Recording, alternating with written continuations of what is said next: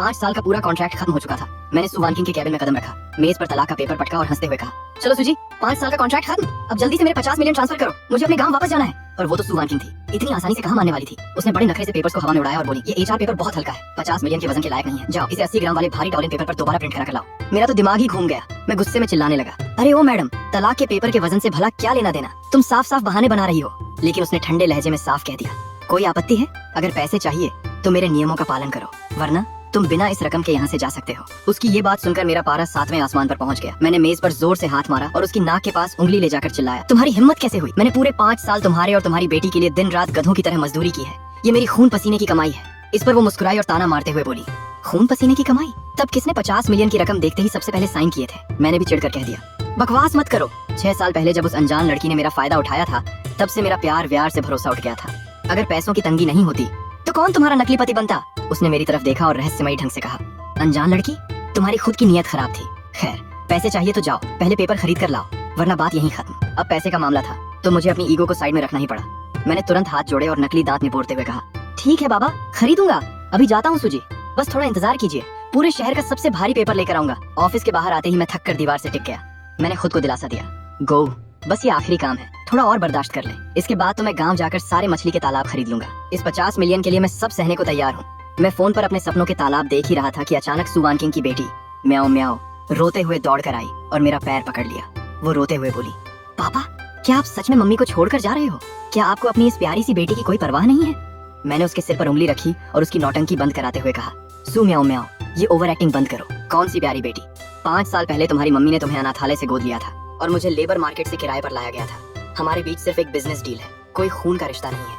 मुझे emotional blackmail मत करो, मुझे पैसे कमाने दो। मैं पेपर लेने जा रहा हूँ। मैं तो वहाँ से निकल गया, लेकिन पीछे सु वानकिंग ने म्याओ म्याओ को लिमिटेड एडिशन कार्ड्स का लालच देकर मेरे पीछे जासूस बनाकर लगा दिया। म्याओ म्याओ भी लालच में आकर सैल्यूट ठोकते हुए मिशन पर निकल पड़ी।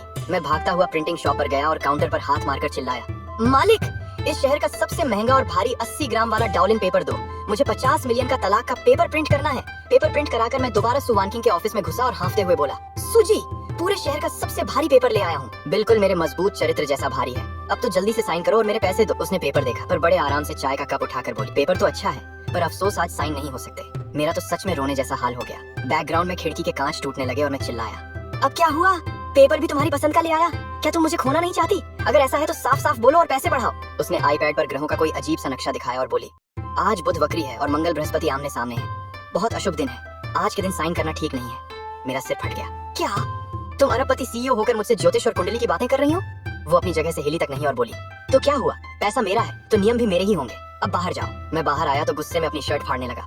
मुझे समझ आ गया था कि वो बस मेरी जवानी मुफ्त में इस्तेमाल करना चाहती है, पर फिर मैंने खुद को संभाला। 50 मिलियन के सामने ये कुछ नहीं था, पूरी आकाश गंगा भी उल्टी घूम जाए तो भी मैं रुकने वाला नहीं था। मैंने सोचा, कल मैं खुद शुभ मुहूर्त देख कर आऊंगा। अगले दिन मैं पूरे 10 पेपर्स के सेट लेकर उसके केबिन में पहुंचा। मैंने हंसते हुए कहा, सुजी, ग्रहों का चक्कर खत्म, ये 10 कॉपियां हैं, सब इंपोर्टेड भारी पेपर पर हैं, कोई भी एक चुनो और साइन करो। उसने शातिर नजरों से मुझे देखा और बोली, तलाक 2 लोगों का मामला है, बैठकर एक एक शर्त तय करनी होगी। आज से हर रात 1 घंटा हम शर्तों पर चर्चा करेंगे, 1 मिनट भी कम हुआ तो मैं साइन नहीं करूँ। मेरा सारा जोश ठंडा पड़ गया। उस 50 मिलियन के अलावा हमारे बीच बात करने को बचा ही क्या है? वो मुस्कुराई, चर्चा नहीं करनी तो फिर वो पैसे भूल जाओ। मैंने तुरंत पलटी मारी, कुर्सी खींची और बैठ गया। करेंगे, बिल्कुल गहराई से करेंगे। बताइए सुजी, आज कहाँ से शुरू करें? फिर क्या था, मेरी शामत आ गई। पहले दिन बहस हुई कि घर के बर्तन किसके होंगे। दूसरे दिन बात यहाँ तक पहुँच गई कि टॉयलेट ब्रश तक बांटने की नौबत आ गई। मैं अपना सिर पकड़कर सोचने लगा कि ये तलाक हो रहा है या घर का बंटवारा। फिर उसने संपत्ति के बंटवारे की पहली शर्त पढ़ी, शहर के 3 आलीशान फ्लैट और 5 सुपर कारें, ये सब शादी के बाद की संपत्ति है, तुम आधा हिस्सा चुन लो। मैंने हाथ जोड़कर मना किया, रुको, मैं खाली हाथ जा रहा हूँ, मुझे तुम्हारा एक पैसा नहीं चाहिए, बस मेरे 50 मिलियन दे दो। पर वो अड़ गई कि यह मेरा कानूनी अधिकार है। फिर उसने दूसरी शर्त पढ़ी कि बेटी मेरे पास रहेगी, लेकिन उसके मानसिक विकास के लिए मुझे हफ्ते में 3 दिन यहाँ आना होगा और छुट्टियों में पूरा दिन बिताना होगा। मैं झल्ला उठा, हफ्ते में 3 दिन यहाँ रहूंगा तो गांव का तालाब कैसे संभालूंगा? मुझे फेविकॉल से यहीं चिपका दो ना। इसके बाद उसने कहा, तीसरी शर्त, तलाक के बाद घर की बिल्ली को कौन पालेगा? बिल्ली? कौन सी बिल्ली? मैं पागल होने लगा।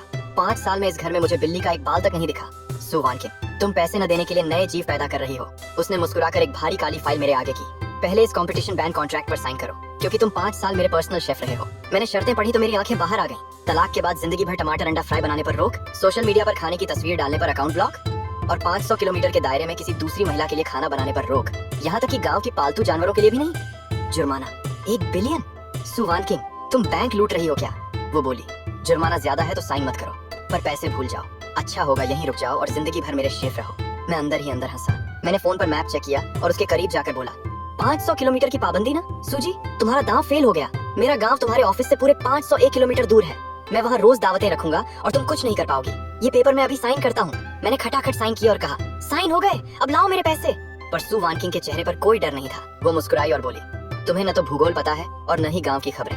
क्या तुमने अपने गांव का व्हाट्सएप ग्रुप ब्लॉक कर रखा है? मैंने कहा, मैं करोड़पति बनने वाला हूँ, मैं वो फालतू ग्रुप क्यों देखूं? क्या हुआ है? उसने आईपैड मेरे सामने किया। हमारी कंपनी ने पिछले महीने तुम्हारा पूरा गांव और तालाब खरीद लिया है और विकास के लिए पूरे गांव को शहर की तरफ 1.5 किलोमीटर करीब शिफ्ट कर दिया है। नक्शे पर दूरी 499.5 किलोमीटर देखकर मेरा खून सूख गया। वो बोली, बधाई हो, अब तुम 500 किलोमीटर के दायरे के अंदर आ चुके हो। अब वहाँ कदम भी रखा तो 10 बिलियन का जुर्माना देना होगा। सू वानकिंग, मैं घुटनों के बल बैठकर पत्थर की तरह टूटने लगा। तुमने मुझे फंसाने के लिए पूरा गांव ही हिला दिया। तुम इंसान हो या शैतान? मैं गांव नहीं जाऊंगा, मैं इसे अभी फाड़ देता हूँ। उसने फाइल दराज में रखी। आपत्ति खारिज, कॉन्ट्रैक्ट लागू हो चुका है। जाओ अब रात का खाना बनाओ। म्याओ म्याओ को तुम्हारे हाथ के खट्टे मीठे आलू खाने हैं। मैं किचन में गया और गुस्से में सब्जियां काटने लगा। जालिम औरत, मेरे पैसे हड़पने के लिए पूरा गांव खिसका दिया। खाने में इतनी खटास भर दूंगा कि खाकर तुम्हारा दिमाग ठिकाने आ जाएगा। तभी अचानक किचन का दरवाजा खुला और कोई अंदर आया। मैंने हाथ में चाकू लिए गुस्से में मुड़कर कहा, कौन है वहाँ? चिल्ला क्यों रहे हो? वहाँ एक अमीर लड़का सूट में खड़ा था। वो डर कर बोला, भाई पहले चाकू नीचे रखो, मैं झेन जियान हूँ, वानकिंग का कॉलेज सीनियर, अभी अभी विदेश से लौटा हूँ। मैंने चाकू उसकी तरफ किया। सीनियर साहब आइए, बैठिए, चाय लेंगे या पानी? वानकिंग अंदर काम कर रही है, मैं बुलाता हूँ। उसने मेरे कंधे पर हाथ रखा। उसे मत बुलाओ, मैं हमेशा के लिए वापस आया हूँ। मेरे और वानकिंग के बीच की पुरानी बातें अब खत्म होनी चाहिए। तुम समझदार हो, समझ गए होगे। पुरानी बातें? हमेशा के लिए वापस आया है? ये सुनते ही मेरे दिमाग की बत्ती जली और बैकग्राउंड में आतिशबाजी होने लगी। तो हुआ यूं कि जब वो वापस आया तो मेरी खुशी का कोई ठिकाना नहीं था। मैं खुशी से रो पड़ा और उससे बोला कि तुम आ गए, आखिरकार तुम वापस आ ही गए मेरे तारणहार। मुझे लगा अब फाइनली मेरे 50 करोड़ और मेरा ये दर्द भरा कॉन्ट्रैक्ट हमेशा के लिए खत्म होने वाला है और मेरी आजादी का दिन आ गया है। मैंने ज़ेन सर से कहा कि मैं सब समझता हूँ, आप सच में बहुत महान इंसान हैं। मैंने उन्हें तसल्ली दी कि मैं अपने काम में बहुत ही प्रोफेशनल हूँ और तुम दोनों के इस खूबसूरत रिश्ते के बीच कबाब में हड्डी बिल्कुल नहीं बनूंगा। मैंने उनसे कह दिया कि मैं बस अपना बोरिया बिस्तर बांधता हूँ और अभी तुम्हारे लिए जगह खाली कर देता हूँ। जब मैंने उन्हें एक किताब पकड़ाते हुए कहा कि इसे ध्यान से पढ़ना, तो उन्होंने हैरानी से पूछा कि ये क्या अजीब सी चीज है। मैंने उन्हें बताया कि ये फैमिली ड्यूटी हैंडओवर मैनुअल 1.0 है। मैंने ज़ेन सर को समझाया कि चूंकि अब आप मेरी जगह लेने वाले हैं और इस पति और नैनी वाले भारी भरकम रोल को निभाने वाले हैं, तो सब कुछ साफ साफ समझाना बहुत जरूरी है ताकि बाद में कोई गड़बड़ ना हो। मैंने उन्हें म्याओ म्याओ का स्पेशल डाइट प्लान दिखाते हुए कहा कि गाजर को हमेशा एकदम परफेक्ट स्टार के शेप में काटना है और ब्रोकली को छोटे पेड़ की तरह सजाना है, वरना वो उसे छुएगी तक नहीं और बिल्कुल नहीं खाएगी। मैंने उन्हें 37 अलग अलग एलर्जी की लिस्ट भी रटने को कह दी। मैंने उन्हें सबसे जरूरी बात बताई कि म्याओ म्याओ को सोते वक्त एक अजीब सी आदत है, किसी को उसके लिए डायनासोर की आवाज निकालनी पड़ती है, वो भी टी-रेक्स वाली, एकदम खूंखार और बिल्कुल असली। मैंने उन्हें दहाड़ कर दिखाया और बताया कि ये आवाज निकालना थोड़ा मुश्किल है। मुझे इसे एकदम परफेक्टली सीखने में पूरे 3 महीने लग गए थे और मेरा तो गला ही बैठ गया था। मैंने उनसे कहा कि आपको भी शायद थोड़ा टाइम लगेगा इसे समझने और म्याओ म्याओ को खुश करने में। मेरी बातें सुनकर वो हैरान रह गए और पूछने लगे कि क्या ये सब मैं रोज करता हूँ। तभी मेरी बच्ची आ गई और पूछने लगी कि पापा, ये अजीब सा दिखने वाला अंकल कौन है और क्या ये मेरा नया पापा बनने आया है? मैंने हाँ में जवाब देते हुए कहा कि बिल्कुल, अब से ये ज़ेन अंकल ही तुम्हारे लिए स्टार वाले गाजर बनाएंगे और तुम्हारे साथ खेलेंगे। वो मजे लेते हुए बोली कि वाह नए पापा, क्या आप मुझे उल्टा लटक कर सोने वाली मजेदार कहानियां सुनाओगे? क्या आप कंप्यूटर पर मेरे लिए प्यारे प्यारे जानवर ड्रा करोगे? और क्या आप मुझे स्कूल में दूसरे बच्चों से बचाओगे?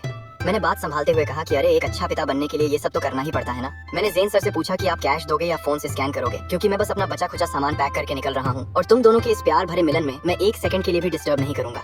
तभी बॉस आ गई और पूछने लगी कि तुम लोग यहाँ क्या कर रहे हो। मैंने तुरंत बॉस को रिपोर्ट करते हुए कहा कि मैं ज़ेन सर को प्रॉपर ट्रेनिंग दे रहा हूँ ताकि वो मेरी जगह एक परफेक्ट पति और बेहतरीन नैनी बन सके। मैंने कहा कि आपकी खुशी के लिए मैं अपनी आखिरी ड्यूटी पूरी ईमानदारी और लगन से निभा रहा हूँ। ज़ेन बीच में कुछ बोलने लगा कि वानकिंग मैं यहाँ बस, लेकिन तभी म्याओ म्याओ बोल पड़ी कि मम्मा ये अजीब अंकल तो उल्टा लटक कर कहानी भी नहीं सुना सकता, ये बहुत बेवकूफ है, मुझे ये नहीं चाहिए, इसे वापस भेज दो।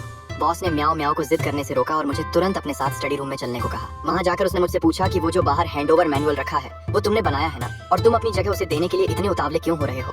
मैंने साफ साफ कह दिया कि बिल्कुल बॉस, आपका पहला प्यार आखिरकार अब वापस आ गया है, तो मुझ जैसे नकली और कॉन्ट्रैक्ट वाले पति का यहाँ कबाब में हड्डी बनने का क्या फायदा, मेरा जाना ही ठीक है। वो मुझ पर भड़क गई और बोली कि पहला प्यार?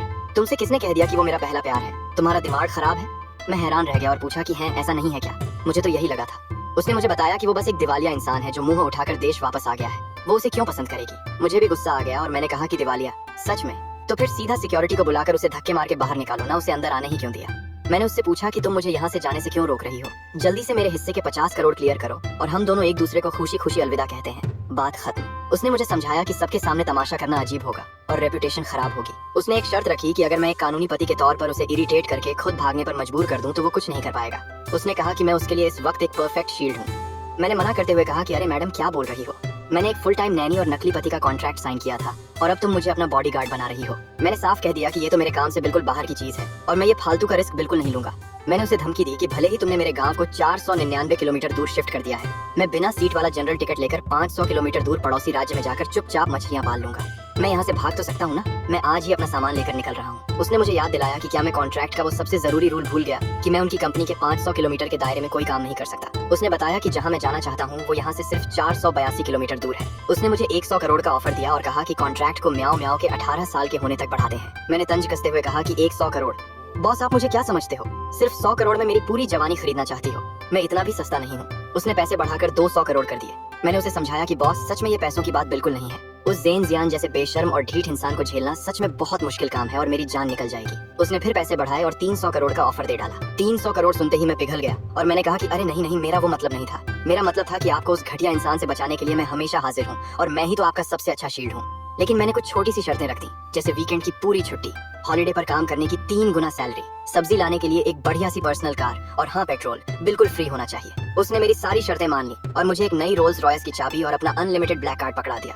मैं खुशी से झूम उठा और कहा कि बॉस महान है, बॉस की जय हो।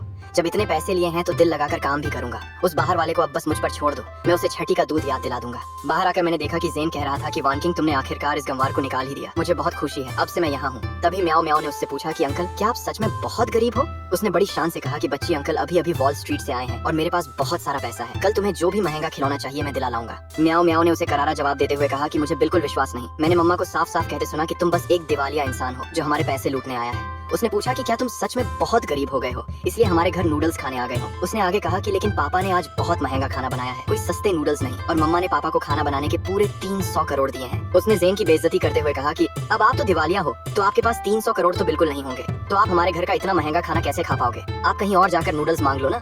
जेन गुस्से से तिलमिला उठा और बोला कि सू वान किंग, तुमने एक छोटी बच्ची को पैसों से मेरी बेइज्जती करने के लिए उकसाया, तुमने ये बिल्कुल ठीक नहीं किया, तुम इस बात के लिए पछताओगी। मैंने मुस्कुराते हुए उसका मजाक उड़ाया कि बस इतनी सी हिम्मत और चला था बड़ा विलन बनने, निकल यहाँ से।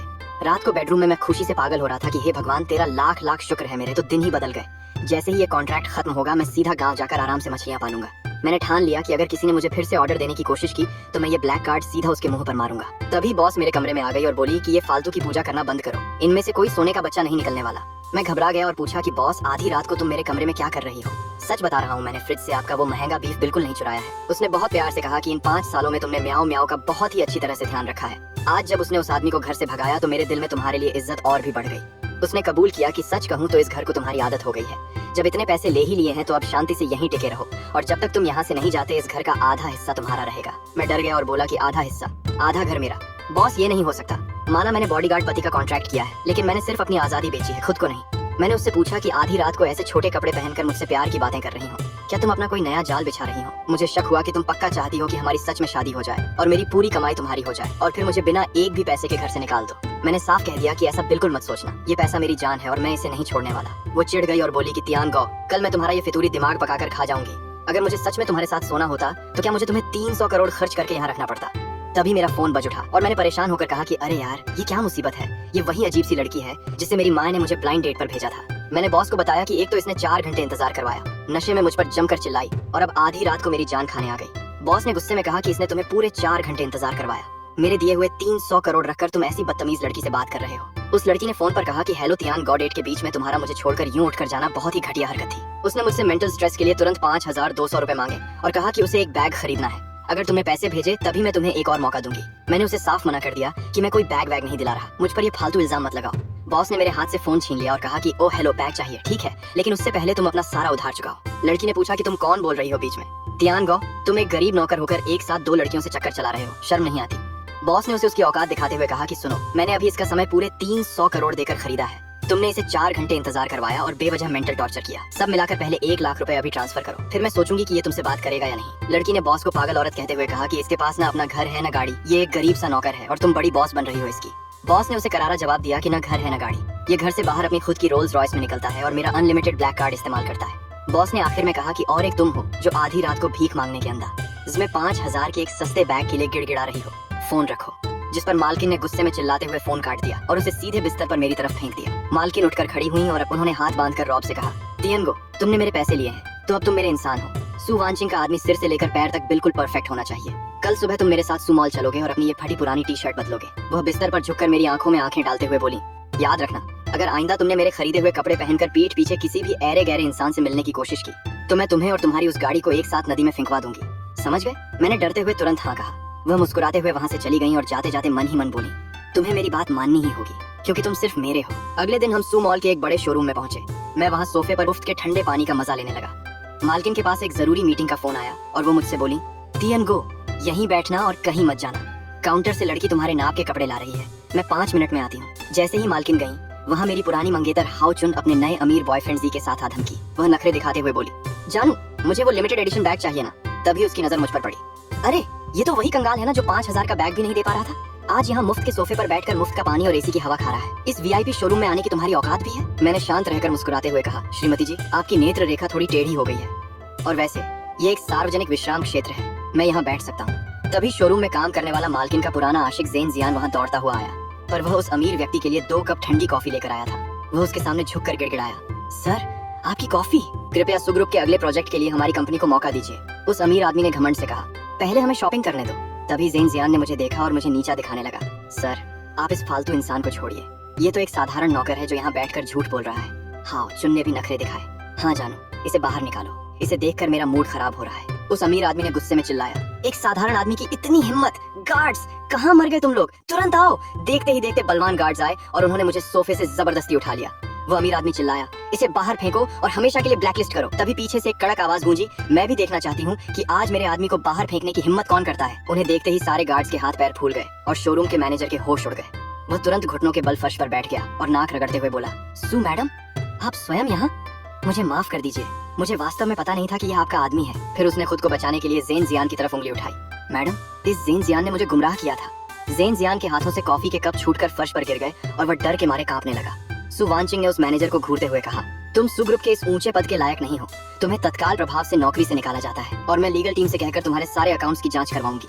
अगर एक भी पैसे की हेराफेरी मिली तो तुम अपनी बाकी की जिंदगी जेल में बिताओगे। वो मैनेजर डर के मारे वहीं फर्श पर गिर गया। हाउ चुन हैरान होकर बोली, ये कैसे हो सकता है? ये तो एक मामूली लड़का था। सु वानचिंग ने उसकी तरफ देखा और कहा, अच्छी तरह देख लो, ये पूरा मॉल सु ग्रुप की निजी संपत्ति है और ये लड़का सु वानचिंग का पति है, जिसे मैंने 30 करोड़ का कॉन्ट्रैक्ट देकर अपना बनाया है। तुम जैसी लड़की जो दूसरों के टुकड़ों पर पलती है, उसकी इतनी हिम्मत कि मेरे पति पर उंगली उठाए? ज़ेन जियान, तुम्हारी ये छोटी मोटी चालें मैं अच्छी तरह समझती हूँ। सु ग्रुप तुम्हें कोई काम नहीं देगा। गार्ड्स, इन तीनों को धक्के देकर बाहर निकालो और सु ग्रुप के हर स्थान पर इनका प्रवेश हमेशा के लिए बैन कर दो। गार्ड्स ने उन तीनों को धक्के मारकर बाहर फेंक दिया। हाउ चुन रोने लगी। ज़ेन जियान ने गुस्से में अपनी जेब से इन्विटेशन कार्ड निकाला और कहा, रो मत, हम अभी हारे नहीं हैं। अगले हफ्ते की ग्रैंड पार्टी में सु ग्रुप के सारे बड़े लोग होंगे। मैं सबके सामने सु वानचिंग की इस नकली शादी का पर्दाफाश कर दूंगा और उसे कंपनी से बाहर निकलवा कर रहूंगा। इधर शोरूम के भीतर जब काउंटर की लड़की ने मेरे आगे नया काला सूट लाकर रखा और मैंने उसका प्राइस टैग देखा, 8,80,000, तो मेरे होश उड़ गए। मैं भागकर सु वानचिंग के पास गया और धीमे से बोला, मैडम, एक छोटा सा सौदा करें? ये पैसे बाहर किसी को देने के बजाय आप मुझे सिर्फ 5 लाख नकद दे दीजिए। आज रात की पार्टी में मैं नॉर्मल कपड़ों में भी ऐसा रौब दिखाऊंगा कि सब देखते रह जाएंगे। हमारा फायदा 50-50%। सु वानचिंग ने अपनी कॉफी का कप मेज पर रखा और मेरे सूट को हाथ लगाते हुए बोली, या तो तुम खुद तमीज से ये सूट पहनकर मेरे साथ चलोगे या मेरे गार्ड्स तुम्हें जबरदस्ती ये सूट पहनाकर गाड़ी में डाल देंगे। खुद चुन लो। मैंने उनका गुस्सा देखा, मेरे चेहरे की हवाइयां उड़ने लगी। मैंने तुरंत सूट पकड़ा और कहा, मैडम, मैं खुद पहनता हूँ। जब मैं सूट पहनकर ट्रायल रूम का पर्दा हटाकर बाहर आया तो वहाँ खड़ी शोरूम की लड़कियां मुझे देखकर हैरान रह गईं। सु वानचिंग भी मुझे एकटक निहारती रह गईं। मैंने अपनी टाई ढीली करते हुए कहा, मैडम, ये बहुत अनकंफर्टेबल है, मेरा दम घुट रहा है। सु वानचिंग मेरे बिल्कुल करीब आई। उन्होंने बड़े प्यार से मेरी टाई को पकड़ा, उसे सही से सेट किया और सीधे मेरी आंखों में देखते हुए कहा, शांत रहो, आज रात से लेकर पार्टी खत्म होने तक अगर तुमने इस सूट को थोड़ा भी खराब किया तो मैं तुम्हारे उन 30 करोड़ में से पैसे काट लूंगी। याद रखो, आज रात तुम सु ग्रुप की चेयरपर्सन के पति बनकर जा रहे हो, इसलिए अपना वो एटीट्यूड बनाए रखना। मैंने पूरी ताकत से गहरी सांस ली, अपना कोट पीछे की तरफ झटका और मन ही मन कहा, उस 30 करोड़ के लिए आज भाई को पूरी पावर लगानी ही होगी।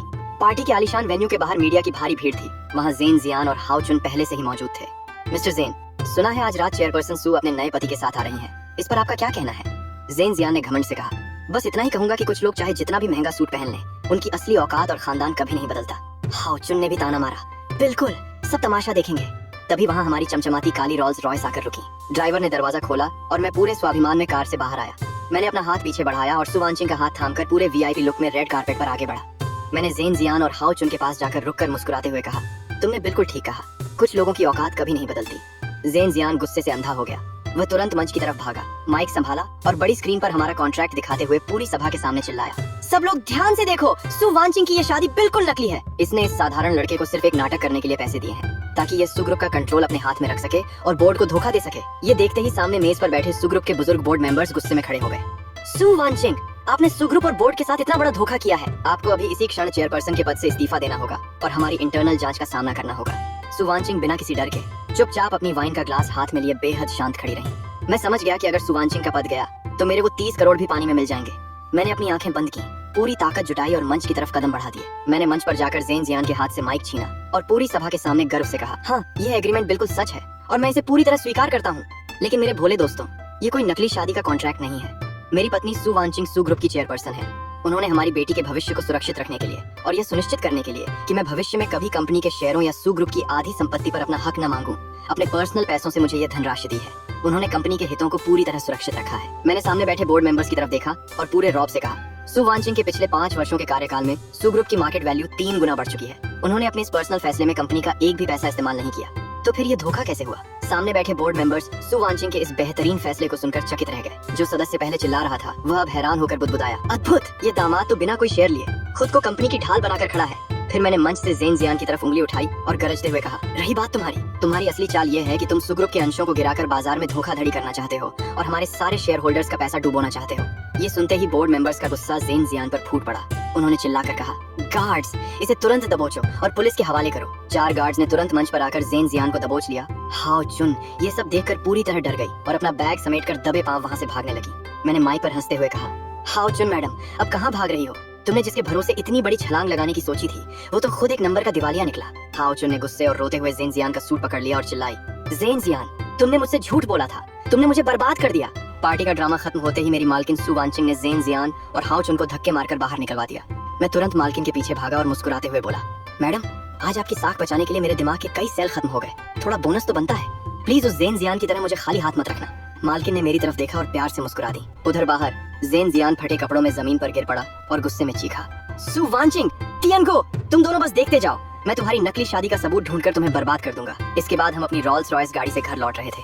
मालकिन ने प्यार से मेरी तरफ देखा और कहा, तियानगो, आज के लिए शुक्रिया। अगर आज तुम मेरे आगे न खड़े होते तो सु ग्रुप सच में किसी और का हो जाता। मैं तो तुम्हें सिर्फ पैसों का लालची समझती थी, लेकिन आज तुमने सबके सामने जैसे मेरी रक्षा की। काश ये सब सिर्फ एक समझौता न होकर सच होता। वो थककर मेरे कंधे पर सिर रखकर सो गईं। मैंने तुरंत बिल की रसीद उनके सामने लहराई और हंसकर कहा, मालकिन, जब माहौल इतना अच्छा है तो चलो लगे हाथ हिसाब भी कर लेते हैं। वो गुस्से में उठ बैठ गई। मैंने बिल दिखाया। पार्टी में स्टेज पर आपको बचाने के 2 लाख, बोर्ड के सामने साख बनाने के 50 लाख और आपकी झूठी शादी का नाटक रचने के लिए जो मैंने अपनी बेइज्जती कराई उस मानसिक चोट के पूरे 80 लाख, कुल मिलाकर हुए 80 लाख 80 हजार। बोलिए मैडम, ऑनलाइन भेजेंगी या कार्ड से? मालकिन ने गुस्से में अपना बैग खोला, अपना कार्ड निकाला। वो चिल्लाई, ये लो और अपनी बकवास बंद करो वरना चलती गाड़ी से नीचे फेंक दूंगी। मैंने हंसकर कार्ड रख लिया। अगले दिन सुबह हमारी छोटी बेटी म्याऊ म्याऊ दौड़ती हुई आई। पापा, मम्मा, दादी का फोन आया था। वो कह रही थी कि पापा ने कल मम्मा को बहुत बहादुरी से बचाया। जब आप दोनों में इतना प्यार है तो मुझे जल्दी से छोटा भाई मिलने वाला है ना। ये सुनते ही मालकिन का चेहरा शर्म से लाल हो गया और मेरे होश उड़ गए। म्याऊ म्याऊ ने कमर पर हाथ रखकर कहा, लेकिन अगर आप दोनों सच में प्यार करते हो तो पापा हमेशा नीचे के कमरे में अकेले क्यों सोते हैं? टीवी में तो सारे मम्मी पापा एक ही बिस्तर पर सोते हैं। आप लोग मुझसे झूठ बोल रहे हो ना? मालकिन घबराकर बोली, नहीं बेटा, वो तुम्हारे पापा रात को बहुत जोर से खर्राटे लेते हैं। म्याऊ म्याऊ ने अपने कान बंद कर लिए और रोने लगी। मैं नहीं मानती।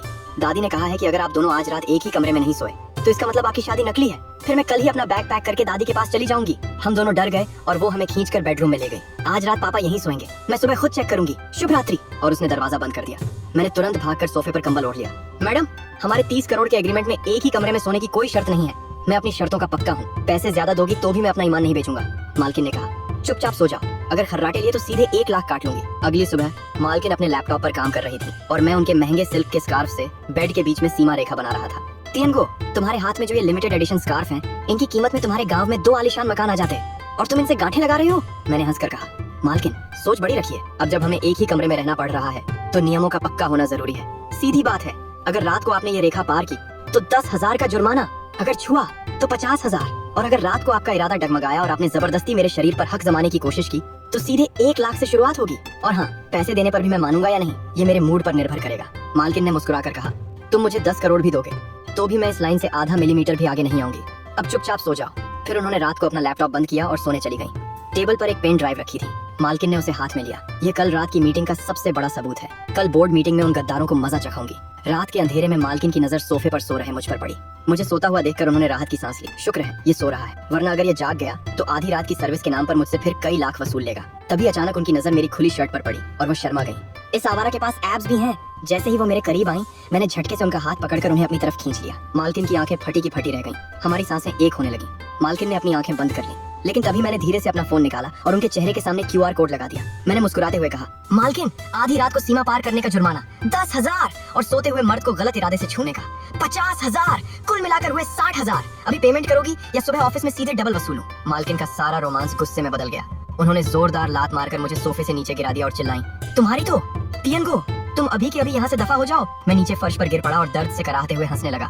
अरे मालकिन, ये तो सरासर घरेलू हिंसा है, इसके लिए तो 50,000 और लगेंगे। मालकिन ने गुस्से में तकिया उठाकर मुझे मारना शुरू कर दिया। अगली सुबह मैं टेबल पर बैठकर मजे से जूस पी रहा था कि थी। तभी मेरे फोन पर 60,000 का मैसेज आया और मेरा चेहरा खुशी से खिल उठा। मालकिन वहाँ आई। उन्होंने मेज पर फाइल पटकी और कड़क आवाज में कहा, चलो हंसना बंद करो, आज ऑफिस में बड़ी बोर्ड मीटिंग है। तुम मेरे पति बनकर मेरे साथ चलोगे। तुम्हारी फीस 10,000 रुपए प्रति घंटा। मैंने तुरंत खड़े होकर सैल्यूट किया। मालकिन महान हो, आपका हुक्म सिर आंखों पर। आज तो उन गद्दारों की खैर नहीं।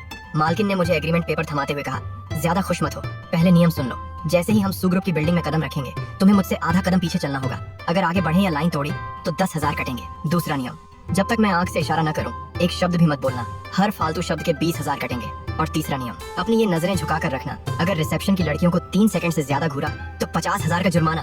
भाई, ये नौकरी है या बारूद की ढेर पर चलना? यहाँ तो देखने के भी पैसे कट रहे हैं। मेरी तो आंखें ही दर्द करने लगी। इसके बाद हम ऑफिस के बड़े कॉरिडोर से आगे बढ़े। मालकिन पूरी पावर के साथ आगे चल रही थी और मैं ब्लैक सूट और काला चश्मा पहनकर उनके पीछे एक खतरनाक बॉडीगार्ड की तरह चल रहा था। वहाँ खड़े कर्मचारी आपस में कानाफूसी करने लगे। अरे बाप रे, सू मैडम के पति का रौब तो देखो, बिल्कुल कोई प्रोफेशनल शूटर या विलेन लग रहे हैं। कितनी खतरनाक एनर्जी है। मैंने काले चश्मे के पीछे अपनी आंखें बंद कर ली और मन ही मन रोने लगा। अरे भाई, मैं तो सामने की लड़कियों को देख भी नहीं सकता। एक बार देखने के 50,000 कट जाएंगे। मेरी तो किस्मत ही फूट गई। सू वानचिंग, तुम्हारे गलत फैसलों की वजह से कंपनी को बहुत बड़ा नुकसान हुआ है। आज हम तुम्हें इस पद से हटाने का प्रस्ताव पास करके रहेंगे। सुवानचिंग अपनी चेयर पर बैठी, मुस्कुराई और बड़े गर्व से कहा, अच्छा, मुझे हटाओगे? फिर उन्होंने बड़ी स्क्रीन पर उन गद्दारों के काले कारनामों एंड फर्जी अकाउंट्स की सारी लिस्ट खोल दी। उसके चेहरे पर पसीना आ गया। तुम्हारी इतनी हिम्मत कि तुम हमें फंसाओ। मैं मालकिन के पीछे खड़ा सब देख रहा था। क्या? मैंने आगे बढ़कर सीधे टेबल पर हाथ पटका, जिससे मालकिन का कॉफी का कप टूट गया। ए बुड्ढे, अपनी ये उंगली नीचे रख। सुवानचिंग पर उंगली उठाने की हिम्मत भी मत करना। तुम्हारी ये फर्जी अकाउंट्स बनाने की औकात देखकर मुझे हंसी आती है। तुम्हारे इस छोटे से दिमाग से ज्यादा समझदार तो मेरे गांव के खेत में उगने वाले आलू हैं। तुम जैसे गद्दार और धोखेबाज लोग सुग्रुप की पीठ में छुरा घोंप रहे हो। रक्षक, कहाँ मर गए सब के सब? इन सारे गद्दारों का कॉलर पकड़कर बाहर निकालो और इन्हें सीधे पुलिस के हवाले करो। दरवाजा खुला और पुलिस के साथ सुग्रुप के गार्ड्स अंदर आ गए। गार्ड्स ने उन सबको धक्का देकर मीटिंग रूम से बाहर निकाल दिया। रूम शांत होते ही मैंने तुरंत अपनी जेब से कैलकुलेटर निकाला, उसका बटन दबाया और मालकिन के पास जाकर हंसते हुए कहा, वह परफॉर्मेंस कैसी थी? बिल्कुल कड़क थी ना? आपके पति की लाज भी बच गई और आपका रौब भी बढ़ गया। तो चलिए अब जरा हिसाब कर लेते हैं। मालकिन ने हंसते हुए अपनी डायरी निकाली, पेन उठाया और कहा, अच्छा, हिसाब करना है? आओ, मैं तुम्हें अच्छे से हिसाब समझाती हूँ। उन्होंने डायरी में लिखते हुए कहा, पहली बात, जब हम ऑफिस के अंदर आए तो तुम बिल्कुल किसी रोबोट की तरह अजीब चाल चल रहे थे, जिससे सुग्रुप की इमेज खराब हुई। इसके कटते हैं 10,000। दूसरी बात, मीटिंग में चिल्लाने की इजाजत मैंने दी थी, लेकिन तुमने जोश में आकर टेबल पर हाथ पटका और मेरा कीमती एंटीक चीनी मिट्टी का कप तोड़ दिया। उस नुकसान के कटते हैं 30 लाख। मैं रोने लगा और अपने हाथ फैलाकर बोला, अरे मैडम, रहम करो, वो कप तो मुश्किल से 200-300 रुपए का होगा, उसके लिए सीधे 30 लाख काट लिए। ये तो सरासर लूट है। मालकिन ने मुस्कुराकर अपनी घड़ी देखी और कहा, अभी बात पूरी नहीं हुई है। तीसरी बात सुनो, जब तुम उन डायरेक्टर्स पर चिल्ला रहे थे तो तुम्हारे मुंह से थूक की एक बूंद उड़कर सीधे मेरे इस 12 लाख के ब्रांडेड कोट की आस्तीन पर आ गिरी। और तुम्हें पता होना चाहिए कि इस कोट को धोया नहीं जा सकता, इसे सिर्फ ड्राई क्लीन किया जाता है। तो इस नुकसान का जुर्माना पूरे 50 लाख। उन्होंने कैलकुलेटर पर बटन दबाया और हंसते हुए कहा, तो कुल मिलाकर हुआ 10,000 प्लस 30 लाख प्लस 50 लाख, यानी पूरे 90 लाख। इसमें से तुम्हारी आज की 3 घंटे की फीस 30 लाख काट लेते हैं। तो मिस्टर तियनगो, अब तुम सू समूह के कर्जदार हो। तुम्हें मुझे पूरे 60 लाख रुपए देने होंगे। मालकिन ने अपनी दराज खोली और उसे टेबल पर रखकर मुस्कुराते हुए बोली, कितना अजीब इत्तेफाक है ना? ये 60 लाख का बिल बिल्कुल उतना ही है जितना तुमने रात को मुझसे जबरदस्ती वसूला था। तो अब चुपचाप यह कोड स्कैन करो और मेरे पैसे वापस करो। सब कुछ ढोंग है। ये अमीर लोग सिर्फ चूना लगाना जानते हैं, मेरी खून पसीने की कमाई खा जाते हैं। लेकिन भाई, आज तो मुझे अपनी मालकिन को सबक सिखाना ही था। मैं मजे से सोफे पर बैठकर गर्मा गर्म रसीले चॉप्स खा रहा था और वो अपने केबिन में बैठकर काम कर रही थी। तभी अचानक वो गुस्से में चिल्लाई, तियनगो, मेरा लंच कहाँ है? मैंने भी तपाक से कहा, मैडम, हमारे कॉन्ट्रैक्ट में साफ साफ लिखा है कि एक आया नैनी का काम सिर्फ घर पर 3 वक्त का खाना बनाना है। अभी मैं ऑफिस में हूँ तो मैं सिर्फ एक एस्कॉर्ट कर्मचारी हूँ। मेरा आपको खाना खिलाने का कोई फर्ज नहीं बनता। ये मेरा अपना खाना है। ये सुनकर वह आग बबूला हो गई और अपनी उंगली से मुझे बाहर जाने का इशारा करते हुए बोली, तुम्हारी इतनी हिम्मत, निकलो यहाँ से और बाहर जाकर खाओ। मैंने मुस्कुराते हुए कहा, अरे ऐसा मत कीजिए मैडम, आपने ही तो आज सुबह नियम बनाया था कि अगर मैं ऑफिस में आपसे 1 मीटर से ज्यादा दूर गया तो मेरे 10,000 कट जाएंगे। अब अपनी गाढ़ी कमाई बचाने के लिए मुझे यहीं बैठकर इस खुशबूदार खाने का मजा लेना होगा और आपको भूखे पेट देखना होगा। तभी अचानक खाली पेट ब्लैक कॉफी पीने की वजह से उसके पेट में तेज दर्द उठा। उसने अपना पेट पकड़ लिया। मुझे लगा वो नाटक कर रही है, तो मैंने मजाक में कहा, मैडम पेट दर्द का यह नाटक अब पुराना हो चुका है, आप फिर से मेरे पैसे ऐंठना चाहती है ना? लेकिन जब मैंने देखा कि वो सच में बेहोश होने वाली है तो मैं तुरंत भागकर उसके पास गया। उसके चेहरे पर पसीना आ रहा था। उसने दर्द से कराहते हुए कहा, दवाई दराज में है, मुझे हाथ मत लगाओ। मैंने तुरंत दराज से दवाई निकाली और साथ ही अपना स्पेशल खाना भी ले आया। मैंने चॉपस्टिक से खाना उसकी तरफ बढ़ाते हुए कहा, खाली पेट दवाई खाना खुदकुशी जैसा है। यह खास शेफ का बनाया हुआ खाना और गुनगुना पानी। इस इमरजेंसी मील की कीमत 2 लाख है। बोलो मंजूर है? उसने रोते हुए खाना खाया और कहा, ठीक है, लेकिन दुआ करना कि इस 2 लाख के खाने से तुम्हारा पेट न फट जाए। मैंने बड़े प्यार से उसे अपने हाथों से खाना खिलाया। खाना खाने के बाद जैसे ही वो आराम करने लगी, मैंने उसे पीछे से सहारा दिया। वह चौंक कर बोली, ये क्या कर रहे हो? क्या अब भी मुझे तंग करना नहीं छोड़ोगे?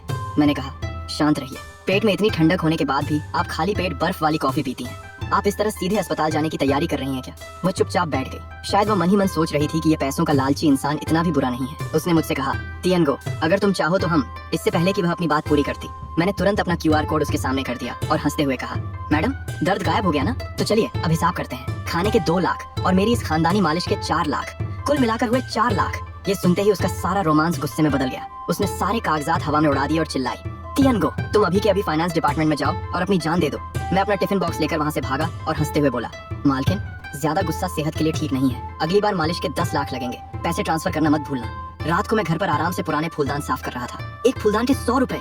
आज मैंने 400 कमा लिए थे। मैं अपने सपने के और करीब पहुंच रहा था। तभी मेरी मालकिन एक बेहद खूबसूरत और चमकीली ब्लैक गाउन पहनकर वॉक इन क्लोजेट से बाहर आई। उसने रॉब से कहा, तियनगो, इधर आओ, मेरी गाउन की जिप बंद करने में मदद करो। इस काम के तुम्हें 10,000 मिलेंगे। पैसे का नाम सुनते ही मेरा चेहरा खिल उठा। मैंने कहा, जी मालकिन, आपकी सेवा में हाजिर हूँ। जब मैं उसकी जिप बंद कर रहा था तो उसकी खूबसूरत पीठ देखकर मेरी धड़कनें तेज हो गईं।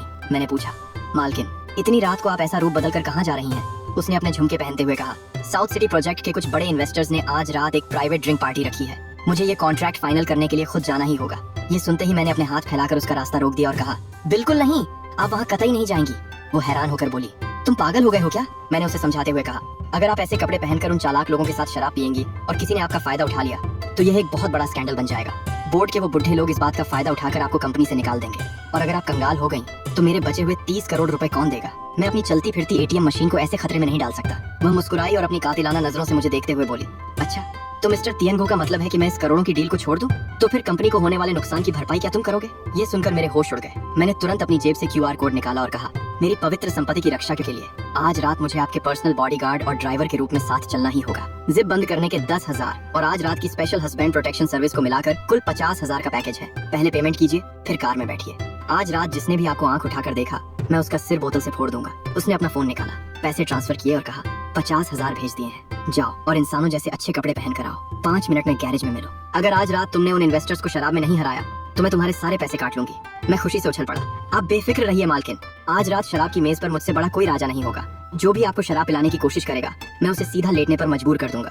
पार्टी में हम दोनों टिप टॉप बनकर पहुंचे। ब्लैक सूट में मैं काफी डैशिंग लग रहा था। मैंने मालकिन से कहा, मालकिन ये सूट बहुत टाइट है, मुझे डर है कि कहीं टेबल पलटते समय ये फट न जाए, और हाँ अगर इस पर दाग लगा तो ड्राई क्लीनिंग का खर्चा आपको ही देना होगा। उसने आंखें बंद की और धीमे से कहा, चुप रहो, अंदर जाकर कम बोलना और अपना वो रौब दिखाना। जैसे ही हम अंदर पहुंचे, वहाँ के बड़े बिजनेसमैन वोंग ने शराब की बोतल उठाई और मालकिन से कहा, सू मैडम, अगर आप साउथ सिटी का प्रोजेक्ट चाहती हैं तो इस ग्लास को एक बार में खाली कर दीजिए, मैं तुरंत साइन कर दूंगा। मालकिन की तबीयत ठीक नहीं थी, वो झिझक रही थी। तभी मैंने आगे बढ़कर ग्लास अपने हाथ में ले लिया और कहा, वांग साहब, मेरी मालकिन का पेट इस कंपनी की सबसे कीमती संपत्ति है। उनकी जगह यह शराब मैं पीऊंगा, लेकिन एक ग्लास से क्या होगा? मैं ये तीनों बोतलें एक सांस में खाली कर दूंगा। आप अभी साइन कीजिए। दम है तो बोलो। उस मोटे बिजनेसमैन ने हंसते हुए कहा, ठीक है, अगर इस मामूली बॉडीगार्ड में इतनी हिम्मत है तो मैं अभी साइन करता हूँ। मैंने एक के बाद एक तीनों बोतलें मुंह से लगाकर खाली कर दी। वांग के होश उड़ गए। उसने डरते हुए पेपर पर साइन किए और कहा, ठीक है, तुम में दम तो है। मालकिन ने तुरंत पेपर अपने बैग में रख लिए। तभी मुझे चक्कर आने का नाटक करना था। मैंने टेबल का सहारा लिया और मुंह से नकली खून शायद कोई लाल सिरप गिराते हुए कहा, ओह मालकिन, इस शराब का नशा बहुत तेज है, मेरा सिर घूम रहा है, मुझे संभालो, मुझे उल्टी आ रही है। वांग ने सोचा कि मैं पूरी तरह खत्म हो चुका हूँ। उसने हंसते हुए अपने साथियों से कहा, ये लड़का अपनी आखिरी हद पार कर चुका है, अभी मौका है, इसे और पिलाओ। वह बोतल लेकर मेरे पास आया और बोला, टियन भाई, इतनी जल्दी मत जाओ, तुम्हारी क्षमता इतनी अच्छी है, चलो एक एक ग्लास और हो जाए। मैंने लड़खड़ाते हुए हाथ से मना किया, अरे साहब, अब मुझसे और नहीं होगा, इसके बाद तो मेरी जान ही निकल जाएगी। हाँ, अगर आप लोग मेडिकल बिल के रूप में कुछ एक्स्ट्रा पैसे दें तो 10,000 रुपए प्रति ग्लास के हिसाब से मैं अपनी जान दांव पर लगाने को तैयार हूँ। वांग ने खुश होकर कहा, मंजूर है, 10,000 तो 10,000, आज रात पूरी मस्ती होगी। चलो सब मिलकर तियन भाई के लिए जाम उठाते हैं। मैंने मन ही मन सोचा, ये अमीर लोग भी कितने सीधे हैं। मैंने अपना QR कोड टेबल पर रखा और कहा, पहले पैसे फिर जाम। जो पूरा नहीं पिएगा वो सबसे बड़ा डरपोक होगा। जैसे ही उनके फोन पर 10,000 रुपए प्राप्त हुए का मैसेज आया, वांग ने ग्लास खाली कर दिया। वह रोते हुए मन ही मन सोच रहा था, शायद मेरे दिमाग में पानी भर गया था जो मैंने खुद के पैसे देकर शराब पीने की शर्त लगाई। देखते ही देखते मैंने उन सबको इतनी शराब पिलाई कि वे सब टेबल पर और जमीन पर बेहोश होकर गिर पड़े। मैंने हाथ में फोन लेकर और सिक्का उछालते हुए हंसकर कहा, बस इतनी सी क्षमता थी और चले थे बिजनेस करने। 2 ग्लास में ही ढेर हो गए। मेरे पैसे कमाने की रफ्तार धीमी कर दी। चलो जल्दी से बाकी के 30,000 ट्रांसफर करो और फिर सो जाओ। पार्टी खत्म होने के बाद जब हम पार्किंग में लौट रहे थे, तियनगो, तुमने लगातार 3 बोतलें पी ली। क्या तुम सच में ठीक हो? असल में वो कॉन्ट्रैक्ट इतना भी जरूरी नहीं था। मैंने तुरंत पीछे मुड़कर एक नया QR कोड उसके सामने कर दिया और कहा, अरे मालकिन, मैं असली बात तो भूल ही गया था। आज रात मैंने न सिर्फ डील पक्की कराई बल्कि आपको उन भेड़ियों से भी बचाया। ये मेरी एक्स्ट्रा हाई क्वालिटी सर्विस थी, लेकिन चूंकि उन लोगों ने मुझे काफी पैसे दिलवाए हैं, इसलिए मैं आपको 20% का डिस्काउंट देता हूँ। सिर्फ 10,000 दे दीजिए, हमारा हिसाब बराबर। ये सुनते ही मालकिन का पारा 7वें आसमान पर पहुंच गया। उसकी आंखों में आंसू आ गए और उसने गुस्से में अपनी हाई हील सैंडल मेरे पैर पर दे मारी। वह चिल्लाई, तुम्हारी तो मैं तुम्हें अभी 8 करारे थप्पड़ दूंगी, यहाँ से दफा हो जाओ। अगले दिन मैं अपने पैर पर पट्टी बांधकर सीढ़ियों से नीचे उतरा। मालकिन नीचे खड़ी थी। मैंने दर्द का नाटक करते हुए कहा, मालकिन, कल रात गैरेज में जो आपने लात मारी थी उसने मुझे पूरी तरह अपाहिज बना दिया है। मेरा पैर टूट गया है, मेडिकल खर्च, मानसिक चोट और काम न कर पाने का हर्जाना, सब मिलाकर कुल 50,000। अगर आपने पैसे नहीं दिए तो मैं यहीं जमीन पर लेट जाऊंगा और किसी को बाहर नहीं जाने दूंगा। मालकिन ने मुस्कुराते हुए अपना कोट मेरी तरफ फेंका जो सीधे मेरे चेहरे पर आ गिरा। वह बोली, नाटक बंद करो, आज रात सुग्रुप की 10वीं सालगिरह का जश्न है। पूरे शहर का मीडिया वहाँ होगा। ये कोट पहनो और मेरे साथ चलो। 50,000 तुम्हारे अकाउंट में भेज रही हूँ। पैसे का मैसेज आते ही मैं तुरंत ठीक हो गया और खुशी से उछलकर बोला, जी मालकिन, आज रात मैं आपको इंटरनेशनल सुपर मॉडल जैसा लुक और सुरक्षा दूंगा, ये मेरा वादा है। वही दूसरी तरफ एक अनजान सा गंजा आदमी चुपके से गाड़ी का दरवाजा खोलकर अंदर बैठ गया। वह घबराते हुए पिछली सीट पर बैठे ज़ेन जियान से बोला, साहब, 6 साल पहले सम्राट होटल के कमरा नंबर 8806 के बाहर की वो इकलौती और असली CCTV फुटेज मेरे पास है। पूरे 5 लाख लगेंगे, एक भी पैसा कम नहीं होगा। उसने यह कहते हुए एक ब्लैक पेन ड्राइव आर्मरेस्ट पर रख दी। ज़ेन जियान ने तुरंत वो पेन ड्राइव उठा ली और अपने पास बैठे सू ग्रुप के एक बड़े डायरेक्टर के साथ मिलकर गाड़ी में ही लैपटॉप पर वो वीडियो देखने लगा। वीडियो चलते ही दोनों की आंखें खुली की खुली रह गईं। फुटेज में मालकिन सुवानचिंग नशे की हालत में एक अनजान लड़के को खींचकर कमरे के अंदर ले जाती हुई साफ दिख रही थी। ज़ेन जियान कमीनी मुस्कान के साथ हंसा और बोला कि आज सुग्रुप की 10वीं सालगिरह है और इस वीडियो से हम सुवानचिंग को हमेशा के लिए बर्बाद कर देंगे। सीन सीधे सुग्रुप की ग्रैंड एनिवर्सरी पार्टी के हॉल में शिफ्ट होता है। मैं वहाँ मेहमानों के बीच आराम से खड़ा एक बड़ा सा लॉबस्टर चबा रहा था और सोच रहा था कि इन रईसों की पार्टी में मुफ्त का खाना खाने का मजा ही कुछ और है। तभी स्टेज पर मेरी मालकिन सुवानचिंग खूबसूरत ब्लैक गाउन पहनकर भाषण देने के लिए माइक के सामने खड़ी हुई और पूरा हॉल तालियों से गूंज उठा। अभी मालकिन का भाषण चल ही रहा था कि अचानक हॉल के मुख्य दरवाजे बड़े झटके से खुले और ज़ेन जियान उस बुढ़े डायरेक्टर के साथ पूरे रौब में अंदर आ धमका। उसने वायरलेस माइक हाथ में लिया और पूरी महफिल के सामने चिल्लाया कि रुक जाइए सुवानचिंग, अब आपके इस ढोंग को और आगे बढ़ने की जरूरत नहीं है। इस हॉल में बैठे सभी लोग ध्यान से सुने। आप जिसे इस कंपनी की चेयरपर्सन मान रहे हैं, असल में उनका चरित्र बेहद दागदार है। वह इस ऊंचे पद के बिल्कुल लायक नहीं है। ज़ेन जियान ने सीधे ऑपरेटर को इशारा किया और बड़ी स्क्रीन पर सीधे उस पेन ड्राइव की फुटेज प्ले कर दी। स्क्रीन पर मालकिन को उस अनजान लड़के के साथ देखकर पूरे हॉल में हंगामा मच गया और शेयर होल्डर्स खड़े हो गए। वो विलन डायरेक्टर चिल्लाया कि सुवानचिंग, तुमने सू ग्रुप का नाम मिट्टी में मिला दिया है, तुम्हें इसी वक्त इस्तीफा देना होगा। मीडिया के कैमरे मालकिन के चेहरे पर फ्लैश मारने लगे और मालकिन बेबस होकर रोने की कगार पर पहुंच गई। मैं दूर खड़ा ये सब देख रहा था, लेकिन जैसे ही स्क्रीन पर उस लड़के का चेहरा थोड़ा साफ हुआ, मेरे हाथ से लॉबस्टर छूटकर फर्श पर गिर गया। मेरी आंखें फटी की फटी रह गईं, क्योंकि वो 6 साल पहले वाला लड़का कोई और नहीं बल्कि खुद मैं था। मतलब उस रात सम्राट होटल के उस कमरे में मैं ही था। म्याऊ म्याऊ मेरी ही सगी बेटी है और सुवानचिंग मेरी ही असली पत्नी है। मेरा सारा डर और लालच गुस्से में बदल गया। जब मैंने देखा कि वो गद्दार लोग मेरी पत्नी को सरेआम बेइज्जत कर रहे हैं तो मेरा खून खौल उठा। मैंने अपना कोट ठीक किया, माइक झपटा और पूरी महफिल के सामने गरजते हुए सीधे स्टेज पर आ गया। मैंने ज़ेन जियान को धक्का देकर पीछे किया और चिल्लाकर कहा कि ए ज़ेन जियान, अपना ये बकवास ड्रामा बंद कर। तुम लोग जिस वीडियो को स्कैंडल बता रहे हो उसकी असलियत तुम्हें पता भी है। आंखें फाड़ कर देखो, इस वीडियो में दिखने वाला लड़का कोई अनजान शख्स नहीं बल्कि खुद मैं हूँ। पूरे हॉल में सन्नाटा छा गया और सुवानचिंग भी हैरान होकर मुझे देखने लगी और मीडिया के कैमरों के सामने गर्व से कहा कि हम दोनों 6 साल पहले मिले थे और हमें पहली नजर का प्यार हुआ था। म्याऊ म्याऊ हमारी ही मोहब्बत की निशानी है। हमने बहुत पहले ही कानूनी तौर पर शादी कर ली थी और आज हम एक लीगल पति पत्नी हैं। मैंने ज़ेन जियान के हाथ से उसकी वो पेन ड्राइव छीनी और पुलिस के साथ खड़े सू ग्रुप के गार्ड्स को इशारा करते हुए कहा कि गार्ड्स, इस गद्दार ने हमारी प्राइवेसी चुराई है और कंपनी को बदनाम करने की साजिश रची है। इसका कॉलर पकड़ो और इसे सीधे जेल के अंदर डालो। पुलिस ने तुरंत ज़ेन जियान और उस गद्दार डायरेक्टर को दबोच लिया और उन्हें घसीटते हुए बाहर ले जाने लगी। ज़ेन जियान बाहर जाते हुए भी पागलों की तरह चीख रहा था कि यह सब झूठ है, तुम दोनों एक्टिंग कर रहे हो। पूरा हॉल हमारी तालियों से गूंज उठा और मीडिया हमारी तस्वीरें खींचने लगी। मालकिन ने भावुक होकर सबके सामने मुझे गले से लगा लिया और उसके कान में फुसफुसाता हूँ, वो 250 रुपए का पुराना हिसाब। मेरी बात सुनकर वो पहले मुस्कुराती है, फिर उसकी आंखों में आंसू आ जाते हैं और वो जोर से हंसने लगती है।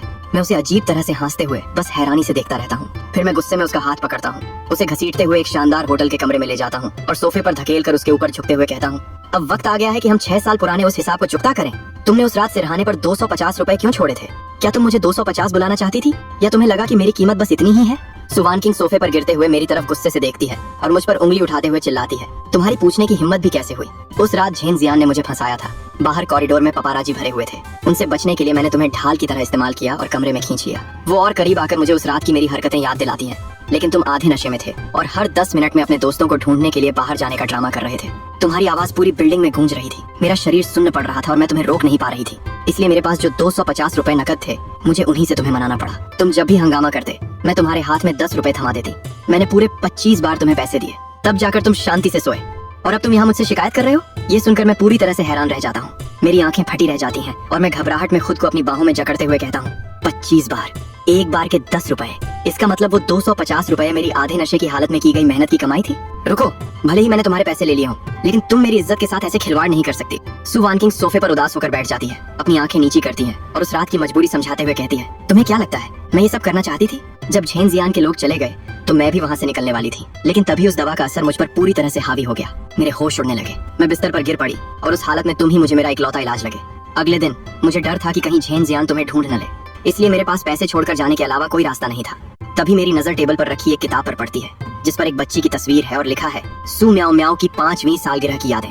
मैं पसीने से भीग जाता हूँ और कड़ियाँ जोड़ते हुए बोलता हूँ, 6 साल पहले, 5 साल की उम्र, सु वान किंग। कहीं ऐसा तो नहीं कि वो छोटी बच्ची जो रोज मेरी गर्दन पर बैठकर हुक्म चलाती है, मेरे पैरों के बाल नोचती है, वो तुमने गोद नहीं ली है, बल्कि वो हमारी अपनी बेटी है जो उसी रात को पैदा हुई थी? सु वान किंग सोफे पर आराम से बैठकर एक विजयी मुस्कान के साथ मेरी तरफ देखती है। मैं गुस्से में अपने हाथ फैलाकर उसे टोकते हुए कहता हूँ, जब वो मेरी ही सगी बेटी है, तो 5 साल पहले जब तुम मुझे मिली थी, तब तुमने मुझे सच क्यों नहीं बताया? तुमने जरूर देखा होगा कि मेरा 5 करोड़ का कॉन्ट्रैक्ट खत्म होने वाला है और तुम मुझे पैसे नहीं देना चाहती, इसलिए तुमने मुझे फंसाने के लिए एक बेटी की कहानी गढ़ दी, ताकि तुम वो 30 करोड़ की बची हुई रकम भी हड़प सको। सु वान किंग शांति से उठकर एक सेफ के पास जाती है और उसमें से निकालकर मेरे सामने एक डीएनए रिपोर्ट फेंकती है।